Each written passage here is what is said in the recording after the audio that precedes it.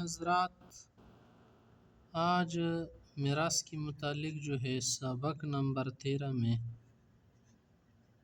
ہم آپ کو بتانے والے ہیں میراث میں تصحیح حصص کیسے کیا جائے گا۔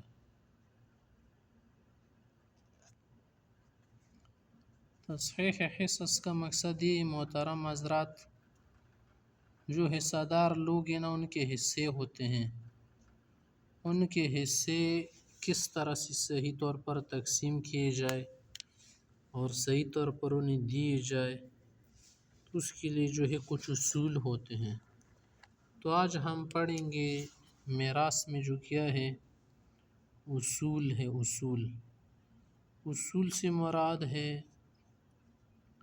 وہ مین باتیں اور وہ مین قاعدے کہ جن کے ذریعے حصے جو ہے صحیح طرح سے تقسیم کیے جائے۔ محترم حضرات، ان حصوں کو کس طرح سے ہم تقسیم کریں گے اور کہاں سے جو ہے یہ حصے آپ بنائیں گے، ترتیب کیا ہے۔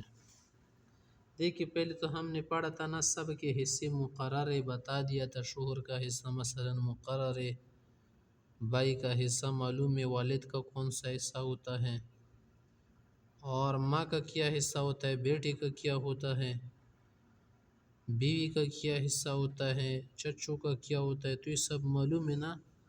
جب وہ حصے معلوم ہو تو ان حصوں کو اب کیا کرنا، ان سے مسئلہ کیسے بنائیں گے، کس طرح سے ہمیں پتہ چلے گا کہ یہاں پر کس کو جو دینا ہے وہ کتنی مقدار بنانی ہے۔ اس کو کہتے ہیں مقادیر میراث۔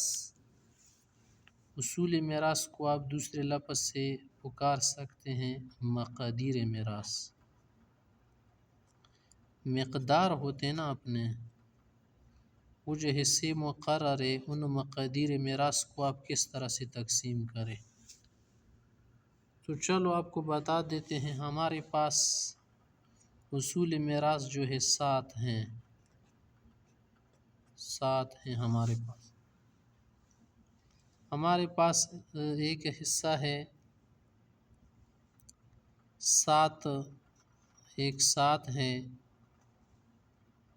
اور کیا ہے 7 حصے ہیں، ان میں سے ایک جو ہے 2 ہے، ایک 2 ہے، اور ان میں سے ایک 3 ہے، اور ایک جو ہے 4 ہے، اور ایک جو ہے 6 ہے، بیچ میں 5 نہیں ہے، اور یہاں پر 6 کے بعد 7 نہیں ہے، 8 ہے، اور ایک جو ہے ہمارے پاس 12 ہے، اور ایک جو ہے ہمارے پاس 24 ہے، اور کچھ علماء جو 27 وغیرہ بھی بناتے ہیں، لیکن یہاں پر بات ہم یہاں کریں گے۔ دیکھیں، یہ 7 ہیں ہمارے پاس، ایک ان میں سے 2 ہیں کہ مسئلہ جب آپ بنائیں گے یا حصے جب آپ بنائیں گے، کسی کی میراث تقسیم کرنی ہو تو پھر 2 سے بنائیں گے، 2 حصے کریں گے۔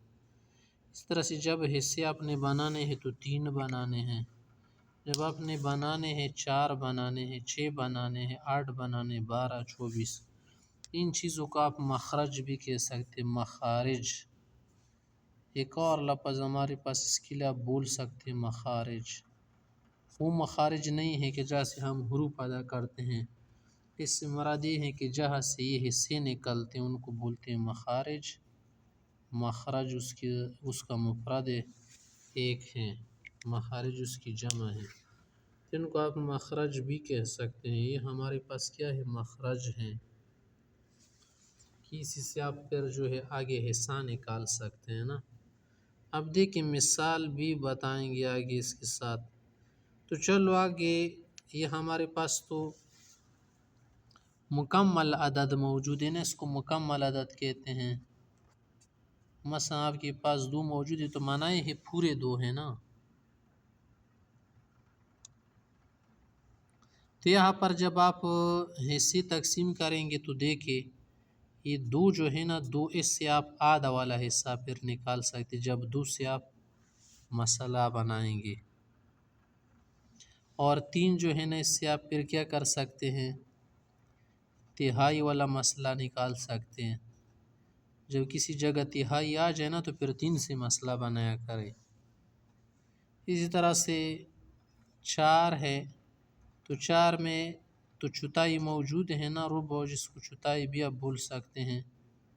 تو چوتھائی جو ہے نا محترم حضرات، یہ چوتھائی جب کسی جگہ آ جائے کسی کو دینی ہو تو پھر آپ جو ہے 4 سے جو ہے حصے بنائیں گے، 4 حصے بنائیں گے. اور جب کسی جگہ پر چھٹا آ جائے محترم حضرات، چھٹا، تو یہاں پر ہم آپ کے لیے مزید واضح کر دیں گے. یہاں تک تو حصے بیان ہو گئے، آگے لکھ دیتے چھٹا. جب 6 آ جائے نا تو پھر آپ نے مطلب یہ کہ کسی کو چھٹا حصہ دینا ہے. اگر کسی جگہ پر 8واں حصہ آ جائے، 8واں کسی کو 8واں حصہ دینا ہو تو پھر جو ہے آپ نے یہاں پر 8 جو ہے حصے میں ڈالنے ہیں، یعنی 8 حصے بنانے ہیں. اسی طرح سے اگر آپ نے کسی کو 12واں حصہ دینا ہے، 12واں، تو پھر جو ہے مسئلہ یہ کس طرح سے 12واں حصہ بنے گا. چلو اس کو تھوڑا سی واضح کر دیتے ہیں.